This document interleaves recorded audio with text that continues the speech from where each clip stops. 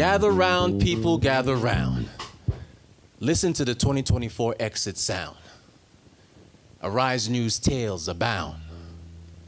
I'm gonna tell you a monetary policy story about getting Nigeria back to price stability glory.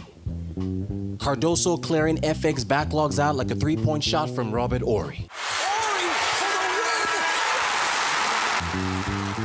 But you have questions like common sense and most deaf. It's the questions. It's the questions, boy. It's the questions. How did unorthodox monetary policy go so left? The question is. The question is, the question is.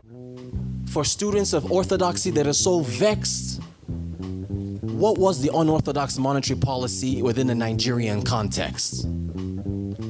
Mr. Bismarck Rwani, take it away. Monetary policy orthodoxy, which is the issue we are trying to discuss today, is an extraordinary move or extraordinary set of policies targeted at solving some major shocks to the economy.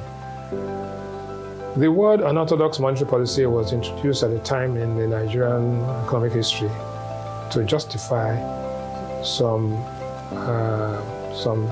very difficult and extraordinary situations.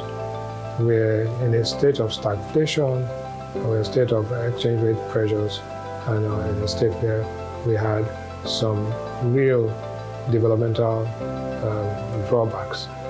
Now, the truth is that the unorthodox monetary policy was like a non-invasive procedure, right? For a patient who was under stress.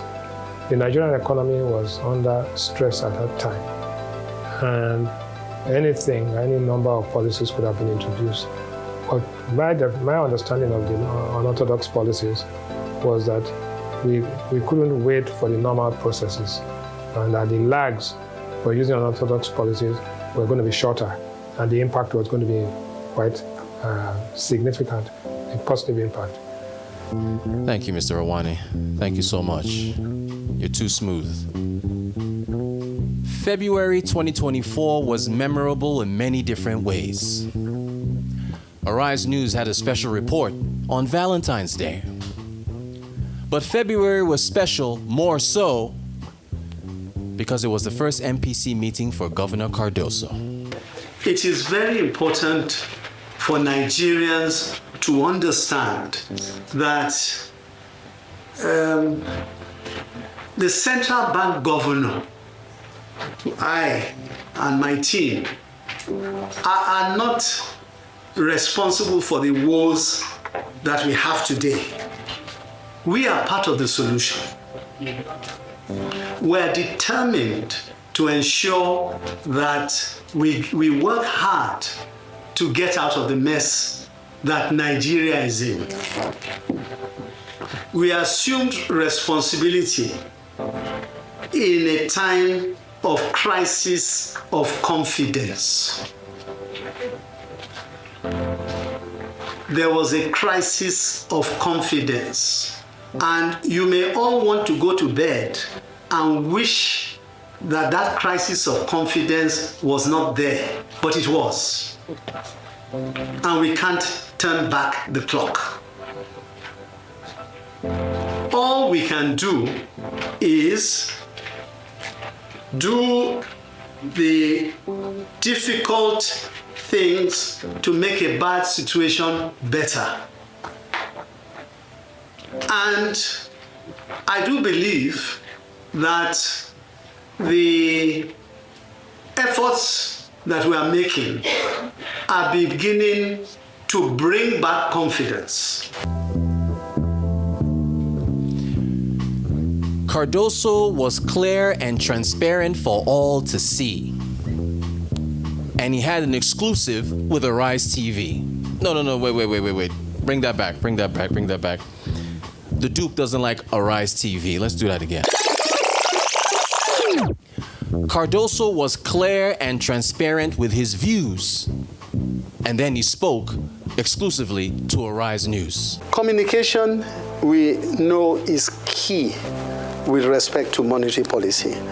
And we obviously understand that the decisions that come from monetary policy can be a little bit complicated at times, but the idea is to ensure that moving forward, our communication strategy is able to give the right messages depending on the different segments that we are trying to address. So we are revamping the whole communication strategy for the central bank. And I'm hoping that as we move forward, particularly as the monetary policy committee engagements take place, you will begin to see the way and manner in which we try and get out the messaging. We are also obviously engaging various financial and economic actors, okay, to ensure that they understand the mode of travel. We're constantly going to be going out, and we already do it in many respects, but we're going to strengthen the process of getting out and receiving feedback, okay, because the worst thing you want to do is to make communication a one-way traffic. We're going to be going out there to get feedback on the various efforts that we are implementing. And to be frank, nowadays, with social media and the way other forms of digital, yes, communication is taking place. It's a lot easier to do that. In addition to that, I must tell you that we're building capacity in that area. In fact, when I came into the central bank, I recognized that was one of the major things we wanted to follow. In fact, if I mentioned 2 or 3 things, it was one of them, to ensure that the strategy is one that is effective. Let's talk about the SMEs. Opportunities come from business complexities that require a cure. That's why Zeus blessed us with the entrepreneur. Economic foot soldiers doing what they can to put food on the table for child, woman, and man. But there's something that's hard to digest on the SME's plate, and that's the Nigerian case of high interest rates. Ladies, take it away. As a small business in the real estate space in Nigeria, we have properties that we have up for corporate leasing. We have a sector of the business that do interiors. We are also looking into JV projects, right? So typically we'll get a client will approach us, we get a property, we do renovations, we gut out the property. We buy items of the property, from furniture to art. So everything that is needed to position that property to sell and appeal to our corporate clients. And in most situations, we are spending our money. So if we're able to access bank loans, we are able to expand, we're able to grow faster and bigger, we're able to make more impact.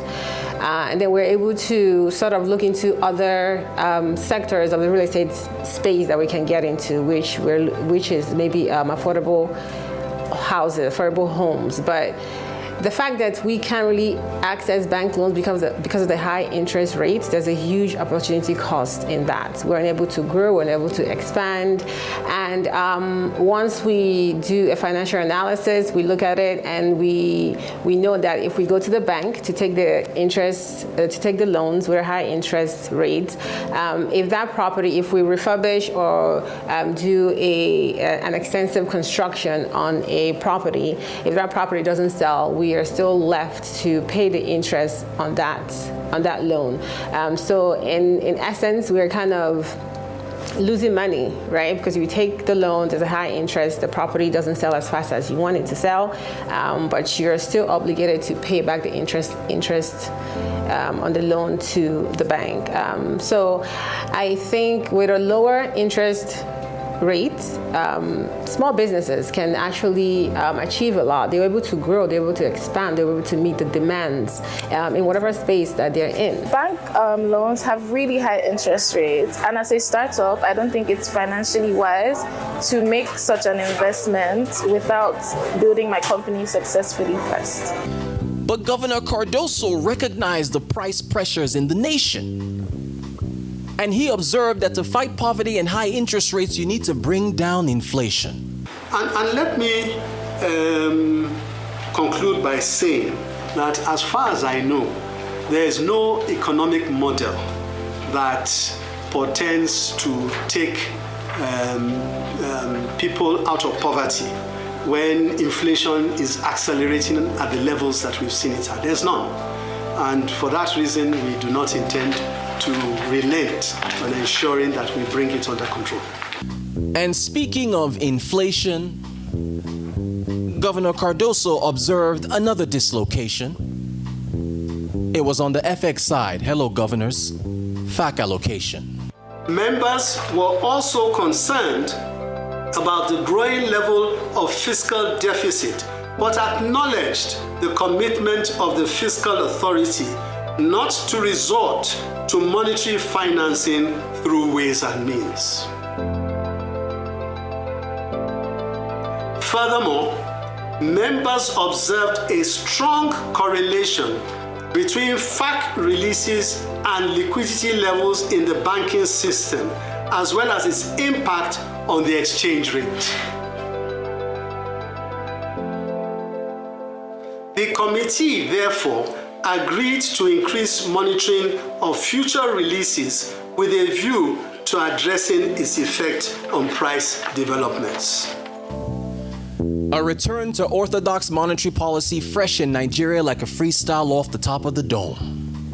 What's the outlook for 2025? Mr. Rewane, please take us home. 2025, my view is that 2025 is going to be, the first quarter of 2025 is going to be, it's going to be tough, right? And what we expect to see is a moderation or flatlining of inflation. In other words, inflation coming down from around 35%, right, to about 33 or 32%. We expect that the monetary policy authorities, because of that trend, will become less hawkish and more a normal monetary policy. In other words, maintaining the status quo for at least 1 or 2 meetings, and then before you start, begin to see some easing, depending on how inflation and other factors are.